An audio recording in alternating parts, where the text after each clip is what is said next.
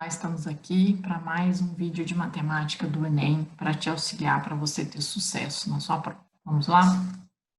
Em um jogo online, cada jogador procura subir de nível e aumentar a sua experiência, que são dois parâmetros importantes no jogo, dos quais dependem as forças de defesa e de ataque do participante. A força de defesa de cada jogador é diretamente proporcional ao seu nível e ao quadrado da sua experiência. Vamos sublinhar aqui, ó. Defesa é diretamente proporcional ao nível e ao quadrado da experiência. Enquanto que a força de ataque é diretamente proporcional à experiência e ao quadrado do nível.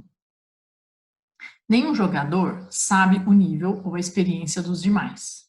Os jogadores iniciam o jogo no nível 1, com experiência 1 e possuem força de ataque 2 e defesa 1.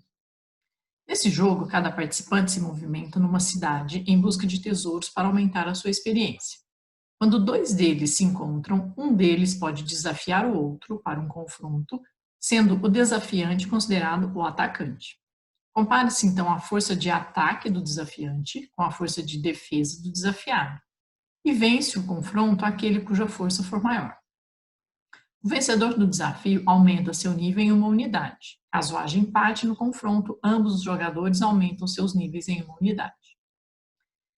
Durante um jogo, o jogador J1, de nível 4 e experiência 5, irá atacar o jogador J2, de nível 2 e experiência 6.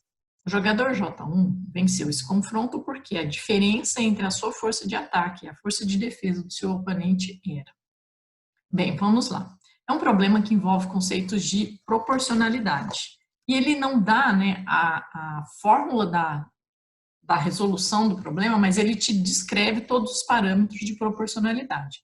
Então, nós conseguimos estruturar a fórmula do cálculo dessas forças envolvidas no problema, né? Você vai atacar com uma força de ataque e o outro vai se defender com a força de defesa.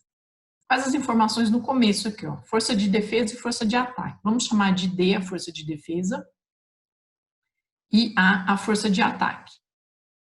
O que ele fala? Força de defesa. Inicialmente, força de defesa é diretamente proporcional ao nível e ao quadrado da experiência. Quando é diretamente proporcional, é porque existe uma constante K, que é o resultado de uma divisão entre os valores, né?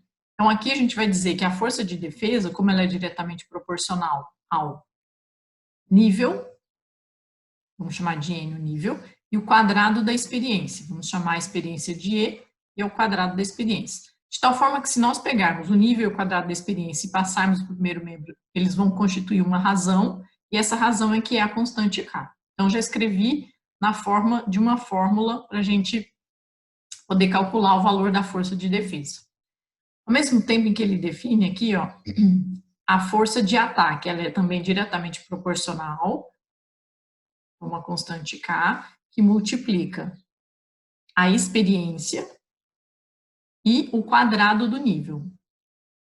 Então, percebe que o formato das fórmulas são diferentes.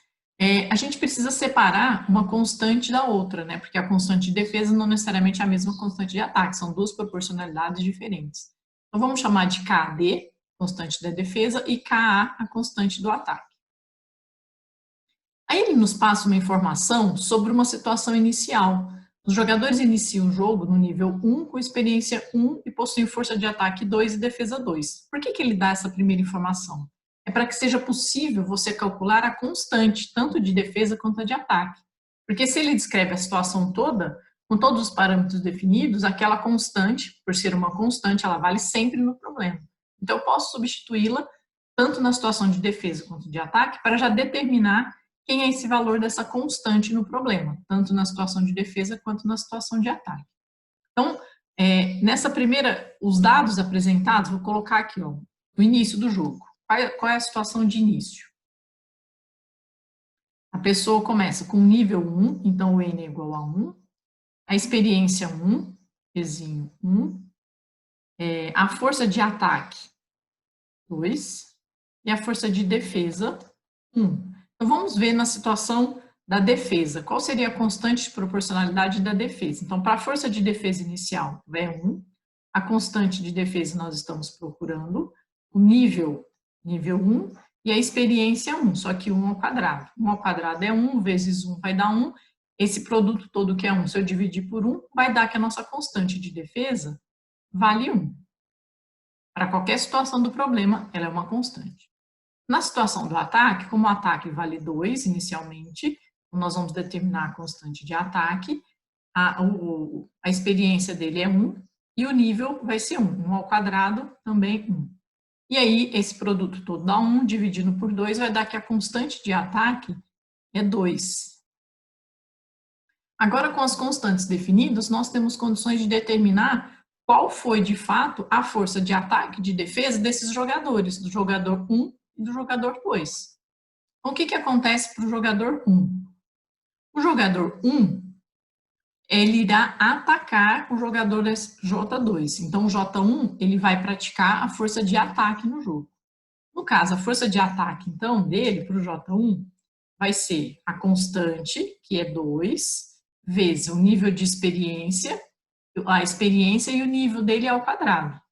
No caso, a experiência dele, do jogador 1, é a experiência 5, então, vezes 5. E o nível dele de jogo é 4, então 4 ao quadrado. E daqui a gente consegue determinar qual foi a força de ataque com que ele praticou aquela jogada. 4 ao quadrado é 16, 2 vezes 5 é 10, 10 vezes o 16, 160. Então, a força de ataque do jogador 1 foi de 160 nesse jogo, naquela jogada.